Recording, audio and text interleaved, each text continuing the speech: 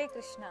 गौड़ी वैष्णव संप्रदाय के एक महान आचार्य जो षड गोस्वामियों में से एक श्रील जीव गोस्वामी, जिनके जीवन में विद्वता की चरम सीमा के साथ साथ राधा कृष्ण के शुद्ध प्रेम भी देखा गया है। श्रील जीव गोस्वामी पाद के विषय में श्रील प्रभुपाद कहा करते थे, यदि कोई व्यक्ति श्रील जीव गोस्वामी का हरिनामामृत व्याकरण ग्रंथ को पढ़ लेगा तो वह व्याकरण में तो विद्वान बन ही जाएगा, लेकिन वो कृष्ण भक्त भी बन जाएगा। श्रील जीव गोस्वामी के जीवन के विषय में वर्णन आता है।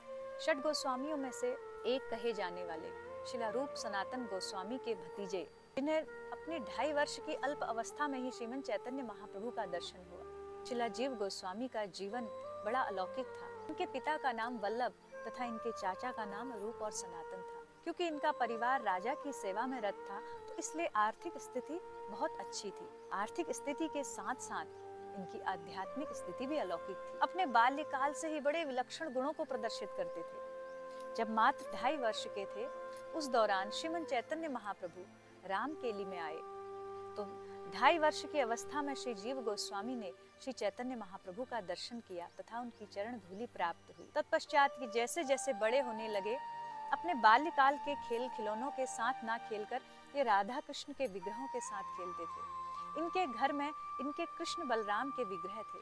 उन विग्रहों की सेवा करना, उनका सुंदर श्रृंगार करना, उनको तरह तरह से भोग लगाना, उनको शयन करना, उनको नाम सुनाना, उनके आगे नृत्य करना, यही इनकी बाल्य क्रीड़ाएं थी। इन्हीं के साथ ये बड़े होते गए। एक दिन इन्होंने स्वप्न में देखा कि इनके जो कृष्ण बलराम के विग्रह हैं वो इनके स्वप्न में आए, और देखते देखते वो कृष्ण बलराम गौर निताई के रूप में परिवर्तित हो गए और गौर निताई नृत्य कर रहे हैं।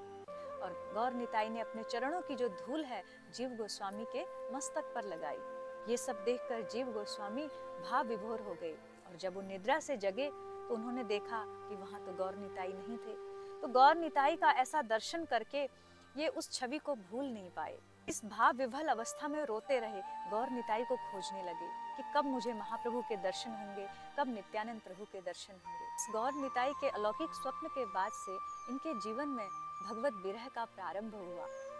अपनी माता के द्वारा ये सुना करते थे कि मेरे चाचा श्रील रूप गोस्वामी और श्रील सनातन गोस्वामी ने अपनी सर्वस्व त्याग दिया, सब संपत्ति को त्याग कर वृंदावन में रहते हैं और राधा कृष्ण का भजन करते हैं। तो ये सोचा करते थे, कब वो दिन आएगा मैं उनके चरणों का दर्शन करूंगा, कब मैं भी उनकी भांति सब कुछ त्याग के भगवान के भजन में लगूंगा। लेकिन क्या करें, पारिवारिक जनों का इन पर बंधन था, क्योंकि ये यही एकमात्र संपत्ति के उत्तराधिकारी थे। तो इन्होंने सोचा कि मैं नवदीप जाने के बहाने श्रीमन नित्यानंद प्रभु के चरणों का दर्शन करूंगा। उस समय नवदीप को शिक्षा का केंद्र माना जाता था। सभी लोग विद्या अध्ययन के लिए नवदीप जाया करते थे। इसी बहाने से नवदीप चले गए। इन्हें श्रील नित्यानंद प्रभु का दर्शन हुआ। नित्यानंद प्रभु के चरणों में गिरकर इन्होंने प्रार्थना की, आप स्वयं बलराम हैं, आप मेरे स्वामी हैं, मैं आपका सेवक हूँ, कृपया मुझे इस भौतिक जंजाल से निकालकर भगवान की सेवा में लगाइए। श्रीमन नित्यानंद प्रभु इनके भक्ति भाव को देख के अत्यंत प्रसन्न हुए तथा उन्हें अपना दुर्लभ संग प्रदान किया। काफी समय तक नित्यानंद प्रभु के साथ रहकर श्रील जीव गोस्वामी ने नवदीप मंडल की परिक्रमा की। सभी उन लीला स्थलियों का दर्शन किया जहाँ जहाँ श्री चैतन्य महाप्रभु के चरण पड़े थे। अंततः नित्यानंद प्रभु ने इनको आदेश दिया, तुम कुछ समय वाराणसी जाकर शास्त्र अध्ययन करो, तत्पश्चात वृंदावन चले जाना। फिर श्रील जीव गोस्वामी ने वाराणसी में आकर कई शास्त्रों का अध्ययन किया। थोड़े ही समय में परम विद्वान बन गए, इन्हें ख्याति प्राप्त हो गई।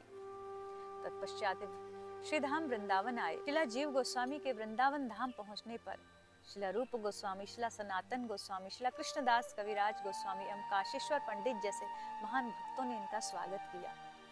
श्रील सनातन गोस्वामी के चरणों में जीव गोस्वामी ने याचना की कि उन्हें दीक्षा प्रदान करें, लेकिन सनातन गोस्वामी ने इन्हें श्रील रूप गोस्वामी के चरणों में भेज दिया। श्रील रूप गोस्वामी ने एक शिष्य की परीक्षा लेने के भाव से इनको आश्रम की बहुत सारी सेवाएं दी गई, जिस तरह भोग बनाना, बर्तन साफ करना और सोहनी सेवा, अन्य अन्य सेवाएं। लेकिन जीव गोस्वामी ने बड़ी लगन, निष्ठा और प्रेम पूर्वक उन सेवाओं को किया, जिससे श्रील रूप गोस्वामी अत्यंत प्रसन्न हो गए और इन्हें दीक्षा प्रदान की। साथ ही इन्हें भक्ति शास्त्रों का अध्ययन कराया। श्रील रूप गोस्वामी के निर्देशन में श्रीमद् भागवतम आदि ग्रंथों को पढ़कर जीव गोस्वामी प्रकांड विद्वान बन गए। भगवान की सेवा के प्रति इनका प्रेम देखकर श्रील रूप गोस्वामी ने स्वयं अपने हाथों से इनको एक विग्रह बनाकर दिया, जिसका नाम है शिला राधा दामोदर भगवान। शिला जीव गोस्वामी ने उन भगवान की अत्यंत प्रेम पूर्वक सेवा की जो आज भी वृंदावन में राधा दामोदर मंदिर में स्थित है। श्री राधा दामोदर भगवान भी अत्यंत प्रेम से जीव गोस्वामी की सेवा को स्वीकार करते और लीलाओं में आदान प्रदान करते। भगवान राधा कृष्ण के नित्य लीला में श्रीला जीव गोस्वामी विलास मंजरी के रूप में आज भी सेवारत है। श्री धाम वृंदावन में 64 समाधि स्थल में इनकी समाधि दर्शनीय है। इन्होंने अपने जीवन काल में 4 लाख से अधिक श्लोकों की रचना की तथा 25 से अधिक ग्रंथ लिखे और इनके प्रमुख ग्रंथों में षट संदर्भ नामक ग्रंथ आज भी विख्यात है। अकबर ने जब इनकी ख्याति सुनी स्वयं इनके दर्शन करने आया। श्रीला जीव गोस्वामी के तिरुभाव दिवस के उपलक्ष्य में हम उनके चरणों में प्रार्थना करें कि राधा कृष्ण के चरणों में हमें निश्चल प्रेम प्रदान करें।